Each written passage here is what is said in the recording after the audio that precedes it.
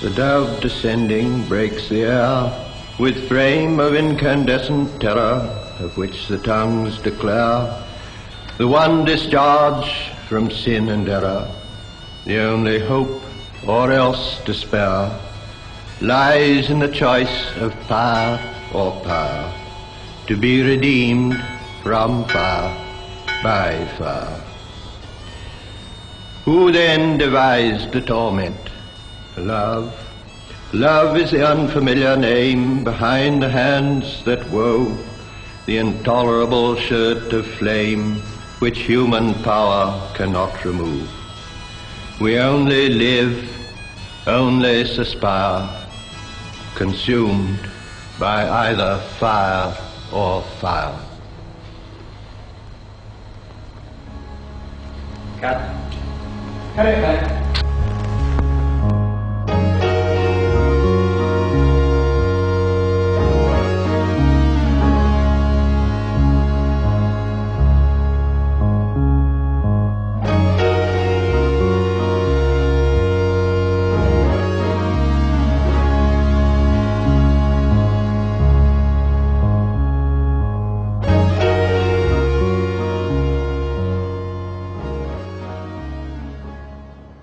Some of my favourite bits in The Wasteland are little songs. The songs of the Thames maidens, he calls them.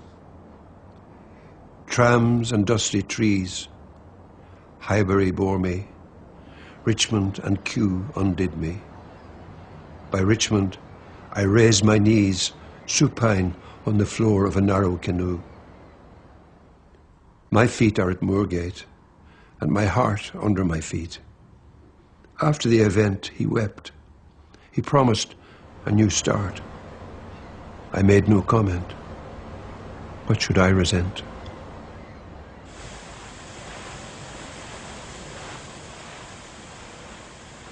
Ted Hughes once spoke to me about what it was like to be with Eliot. And Ted revered him as a poet, as a kind of inspired shaman-like poet.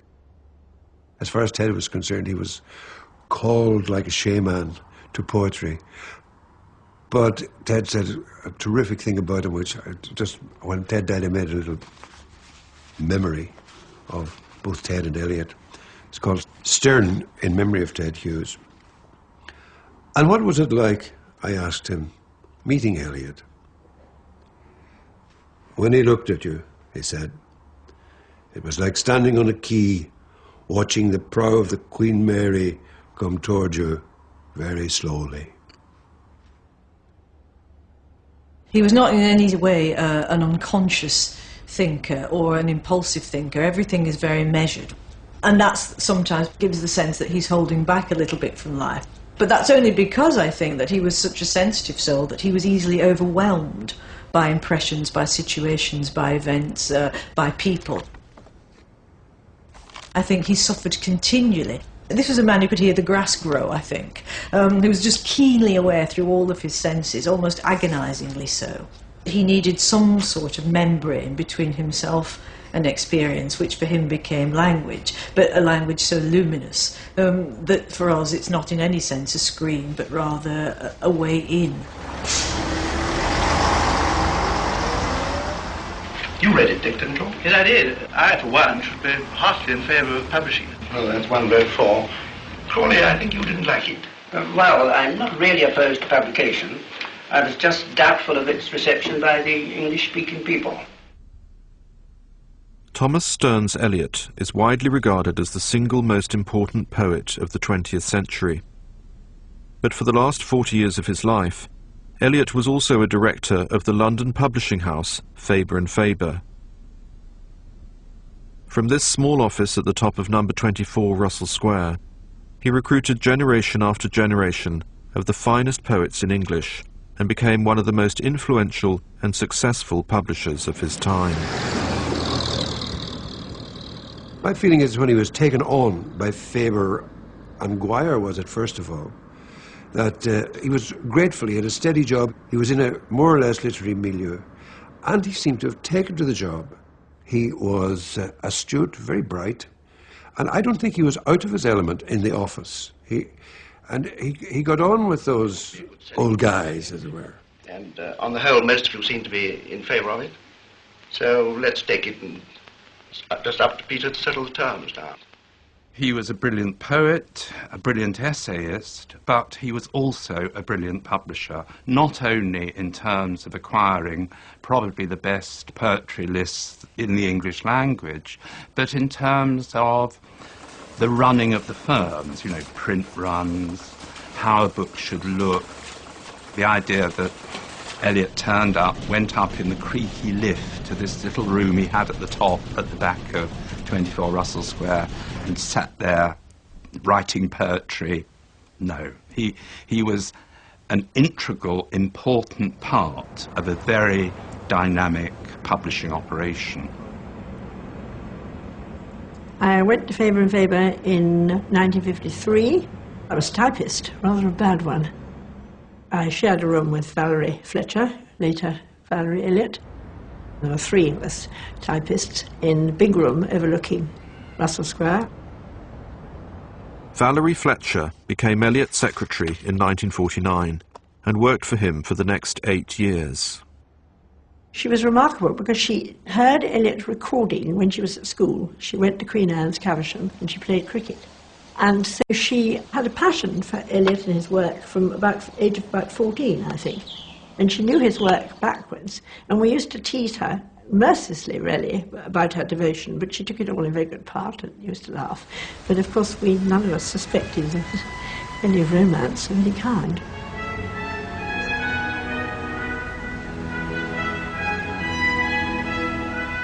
They used to meet in the Russell Hotel after work, and he used to give her red roses every day.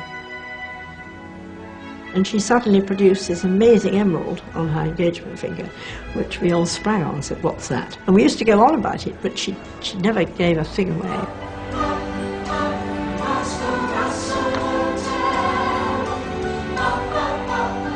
We couldn't believe it, and none of us could believe it. I mean, you know, I think it was so unlikely that it didn't occur to us. And she was much younger. He was, what was he, 68? And she was 30. They left a note to say they were marrying in the morning. And they got married, I think, at 6 or 6:30 a.m. And before anyone opened the note, they were on their way to their honeymoon in the South France. So you can imagine, nobody did any work that day.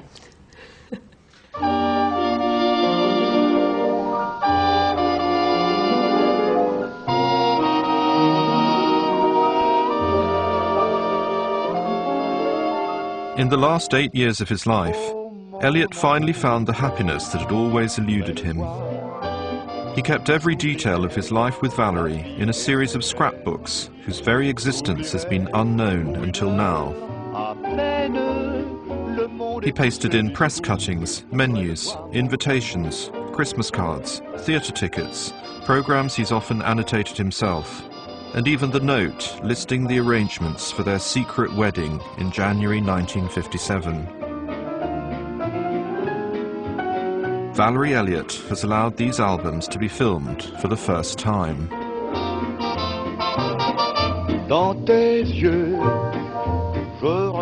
We got this postcard sent to the three of us who shared the office with Valerie, which says, "Thank you very much for your good wishes.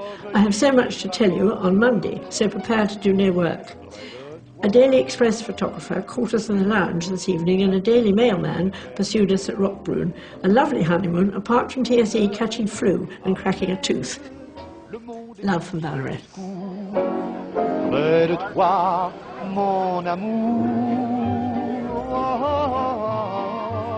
T.S. Eliot's widow, Valerie, now in her early 80s, runs her husband's literary estate.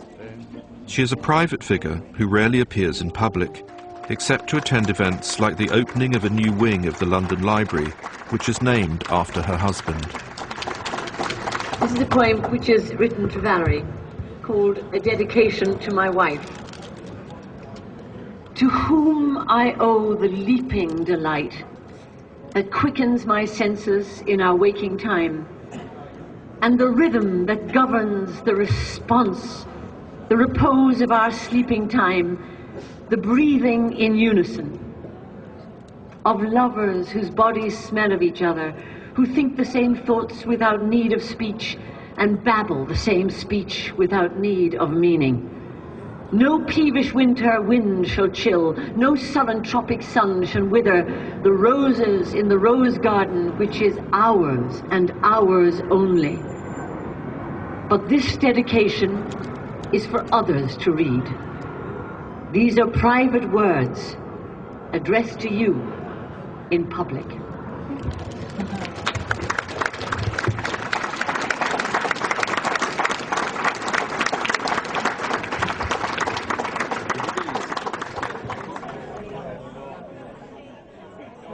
I cannot express the personal pleasure I take in the fact that this new building is now known as T.S. Eliot House. When I was had my first play published, it was published by what I think of as Mr. Eliot's publishing firm.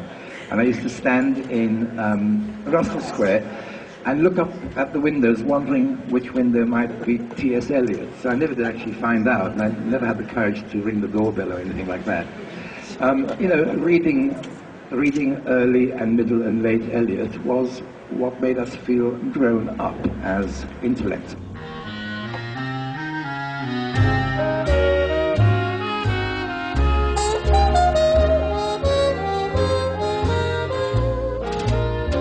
You came a long way from St. Louis. Eliot grew up on the banks of the mighty Mississippi in the city of St. Louis, the gateway to the West. I've seen the town and country cars. His father, Henry, ran a successful brick-making business, and his mother, Charlotte, was an amateur poet. You came a long way from St. Louis. St. Louis at the turn of the century, when Eliot was growing up, was really still a frontier town. It's a boom town. It's on the Mississippi River. It's very industrial.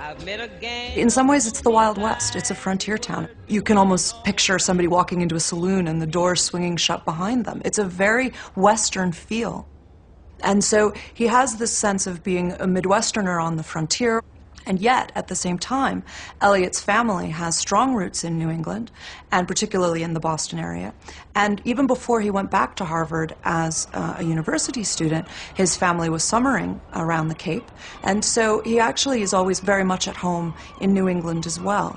So I think there's an important way in which we need to think about Eliot as somebody who's always been somebody who was moving between a raw, free, American, young, vernacular, Midwest and Southern frontier mentality, and then a much more traditional, cultured, civilized, if you like, East Coast mentality.